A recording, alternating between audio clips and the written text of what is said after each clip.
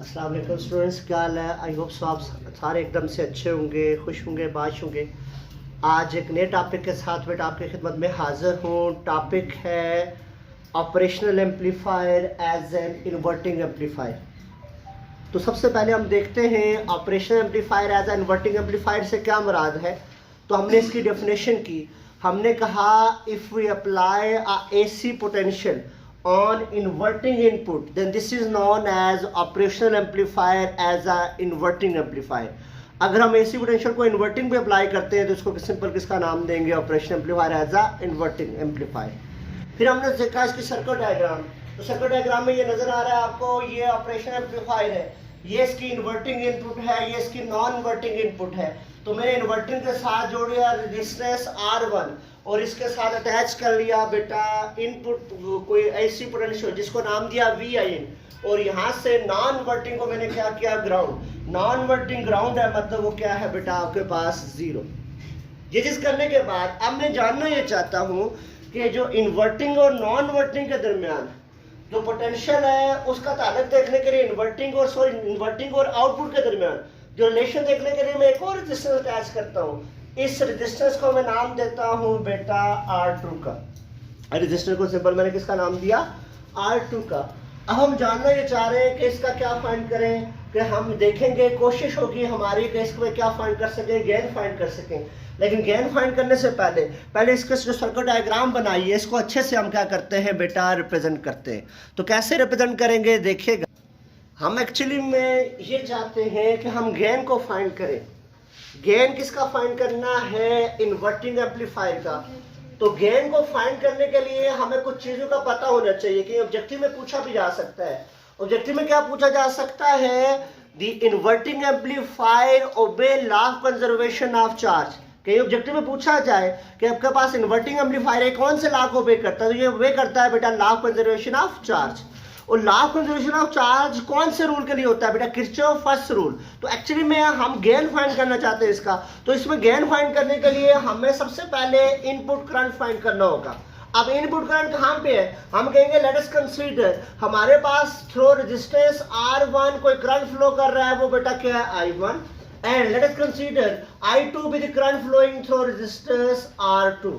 हमने कहा gain find करने के लिए सबसे पहले रजिस्टर R1 में से करंट I1 फाइंड करेंगे एंड रजिस्टर R2 में से क्या फाइंड करेंगे, I2 फाइंड करेंगे। और फिर सिंपल क्या करेंगे, किरचॉफ फर्स्ट रूल लगाएंगे। क्या कहता है Kirchhoff first rule, sum of current flowing towards a point equal to sum of current flowing away from a point. Rule करेंगे तो यहाँ पर हमारे पास क्या आ जाएगा, आंसर आ जाएगा। लेकिन अब हमने कैलकुलेट करना है। हम ये अगर लिखते हुए यूं लिखेंगे कि let us consider I1 be the current flowing through R1, कि I1 करंट फ्लो कर रहे हैं R1 से, तो I1 को फाइंड करते हैं। एज वी नो दैट, जानते जानते तो हम कभी भी कुछ नहीं होते, लेकिन हमेशा लिखते हैं कि by using Ohm law we can find the value of current, कि ओम लॉ से हम करंट की वैल्यू फाइंड कर सकते हैं। That is I1 equal to del V divided by R1। I1 equal to del V divided by R1। दो लाइनों की जगह छोड़ के ये लिखेंगे I1 equal del V divided by R1। बेटा देखें, डेल V की बात करें, डेल V क्या है, इधर देखें जो R1 है इसका जो लेफ्ट वाली साइड है वो जुड़ी हुई है Vin से। R1 की लेफ्ट साइड से जुड़ी है Vin। दूसरी साइड पे इसका जो पोटेंशियल है वो क्या है, V नेगेटिव। मतलब ये R1 है, इसका एक एंड तो जुड़ा हुआ है V नेगेटिव से, दूसरा एंड किससे जुड़ा है, Vin से। इन दोनों के पोटेंशियल डिफरेंस की वजह से इसमें क्या फ्लो कर रहा है, करंट फ्लो कर रहा है। अगर इन दोनों का पोटेंशियल डिफरेंस नहीं होगा तो करंट फ्लो नहीं करेगा। इसका मतलब बेटा यहाँ से क्या होगा, I1 will be equal to del V की जगह क्या लिखेंगे बेटा, Vin minus V negative divided by R1।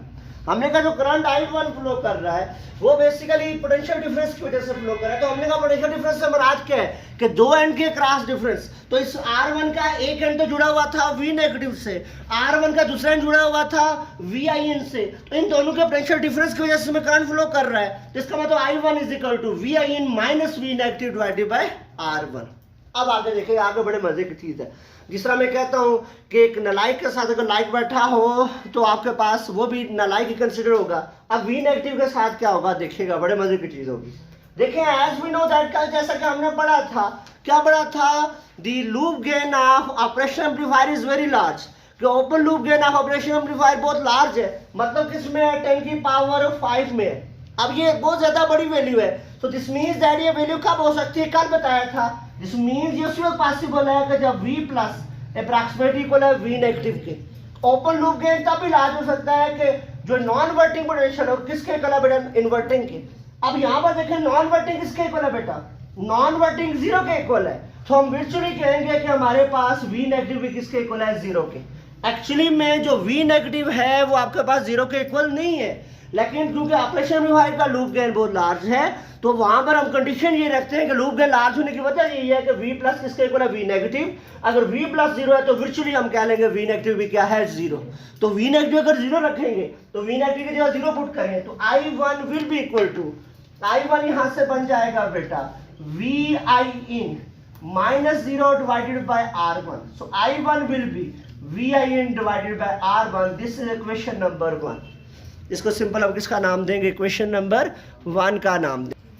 अब हम चाहते हैं कि हम करंट I2 फाइंड करें, तो I2 करंट फाइंड करने के लिए हम कहते हैं सबसे पहले I2 करंट है कहां पे, तो हम कहते हैं एज वी नो दैट, जानते शांते हम हमेशा से कुछ नहीं है, लेकिन हम कह देते हैं कि हम जानते हैं I2 be the current flowing through R2, कि I2 R2 में से करंट फ्लो कर रहा है। So according to Ohm law I2 will be equal to del V divided by R2।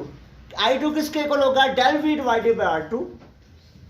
अब बात ये बनती है कि del V किसके इक्वल है, तो del V की बात करें तो del V यहाँ पर नजर जुड़ा है, तो हमें नजर आ रहा है कि del V R2 का एक एंड तो V नेगेटिव के साथ जुड़ा हुआ है, R2 का दूसरा एंड V नॉट के साथ जुड़ा हुआ है, तो इसका मतलब V नेगेटिव और V नॉट का जो पोटेंशियल डिफरेंस है वो बेसिकली क्या है, del V। तो यहां से लिख लेंगे बेटा I2 will be equal to del V की जगह value minus V negative minus, ये V नेगेटिव शो करता है इन्वर्टिंग को, ये किसके साथ है, बेसिकली सबस्क्रिप्ट में है बेटा इसके, माइनस दूसरा एंड क्या है V nought divided by R2। As we know that, फिर हम कहेंगे हम जानते हैं कि ऑपरेशन एम्पलीफायर का ओपन लूप गेन बहुत ज्यादा है। ओपन लूप गेन ज्यादा होने की वजह से हम ये कंसीडर करते हैं कि हमारे पास ये उस वक्त ज्यादा हो सकता है जब V पॉजिटिव किसके इक्वल है, V नेगेटिव के। एज यहाँ पर जो V पॉजिटिव है वो 0 है, ग्राउंडेड है, तो विचुअली हम कहेंगे कि V नेगेटिव भी क्या है, 0। एक्चुअली में V नेगेटिव 0 नहीं है, लेकिन V पॉजिटिव चूंकि ग्राउंडेड है तो बेचारा V पॉजिटिव की वजह से मारा जा रहा है, उसको भी हर जगह 0 मार्क्स मिल रहे हैं, उसको भी हम क्या करेंगे, 0 लिखेंगे। तो V नेगेटिव वाले की जगह क्या लिखेंगे, 0। जब 0 लिखेंगे तो I2 बन जाएगा बेटा यहां से I2 will be equal to, इसकी जगह 0 minus V nought divided by R2।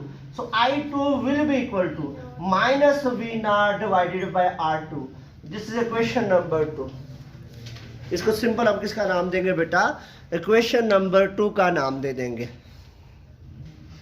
As we know that, जैसा कि मैंने पहले भी बताया कि ऑब्जेक्टिव में पूछा जाए कि ऑपरेशन एम्पलीफायर जो है वो किस कौन से लॉ को पे करता है, law of conservation of charge को।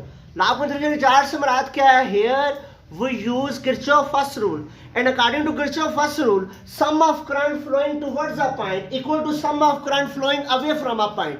कि हमें चैप्टर नंबर 1-2 में पढ़ा हुआ है कि जितना current towards a point flow करता है उतना ही करंट क्या करता है, अवे फ्रॉम अ पॉइंट। तो I1 करंट फ्लो कर रहा है towards a point and I2 current flow कर रहा है अवे फ्रॉम अ पॉइंट। तो according to Kirchhoff first rule the sum of current flowing towards a point, that is I1, equal to sum of current flowing toward away from a point, that is equal to I2।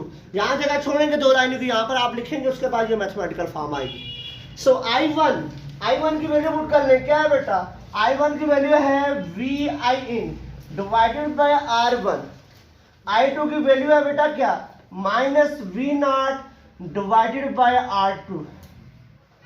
बच्चा हमें क्या चाहिए, हमें चाहिए gain. Gain क्या होता है बेटा, आउटपुट ओवर इनपुट। गेन क्या होता है, आउटपुट ओवर इनपुट से मुराद क्या है, यहाँ देखें ये R2 इधर मजे ले रहा है बेटा, डिवाइड हो रहा है, जाकर क्या हो जाएगा मल्टीप्लाई, ये VI इधर मल्टीप्लाई से जाकर क्या हो जाएगा डिवाइड, तो फॉर्म बन जाएगी R2 divided by R1 equal to V not over VI in, V not over VI in. तो V not over VI in that is equal to gain. V not over VI किसके equal है बेटा, gain के। तो यहां से हम लिख सकते हैं एज वी नो दैट, जानते शानते तो हमेशा से कुछ नहीं होते हम, लेकिन हम क्या लेते हैं कि V not over VI that is output over input, ये होता है गेन के equal, V not over V I that is equal to gain G. तो यहाँ से लिख लेंगे R2 divided by R1 equal to minus G, इसकी जगह जी लिख दिया बेटा, गेन माइनस इस तरफ आ जाएगा, या यूं लिख लेंगे इसको लेफ्ट साइड राइट को, G is equal to minus R2 divided by R1. This is required gain of operation amplifier as a inverting amplifier. ये क्या बता रहा है बेटा, ये गेन हमें बता रहा है कि the gain of operation amplifier as an inverting amplifier depends upon the resistor R2 and resistor R1। मतलब ये डिपेंड करता है कौन से रेजिस्टेंस पे, आउटपुट रेजिस्टेंस पे और इनपुट रेजिस्टेंस पे। And gain of operation amplifier does not depends upon internal structure, कि जो ऑपरेशन एम्पलीफायर का जो गेन है वो इंटरनल स्ट्रक्चर पे डिपेंड नहीं करता, बल्कि किस पे डिपेंड करता है, इनपुट रेजिस्टेंस और आउटपुट रेजिस्टेंस पे। अगर आउटपुट रेजिस्टेंस ज्यादा है तो गेन क्या होगा, ज्यादा। अगर आउटपुट रेजिस्टेंस कम है तो गेन क्या होगा बेटा, कम होगा। माइनस साइन क्या इंडिकेट करता है, minus sign indicate that if we apply a positive cycle in input then we get a negative cycle in output and also amplify। कि नेगेटिव साइन ये इंडिकेट करता है कि आपके पास जो फेज चेंज होता है वो कितने का होता है, 180 का। कि अगर इनपुट पे आप पॉजिटिव साइकिल अप्लाई कर रहे हैं तो आउटपुट में आपको क्या मिलेगा, नेगेटिव, लेकिन वो क्या होकर मिलेगा आपके पास, मैग्नीफाई या एम्पलीफाई होकर मिलेगा। तो फेज चेंज का कहीं ऑब्जेक्टिव आपको पूछा जाए तो आप बताएंगे कि 180 का फेज चेंज होता है किसमें, operation amplifier as a inverting amplifier में। तो आई होप सो इसमें आपको कोई इशू नहीं होगा। आया हुआ एक दफ़ा एग्जाम में, इस लिहाज से आपको होना चाहिए। अपना बहुत सारा ख्याल रखेंगे। अल्लाह हाफिज़।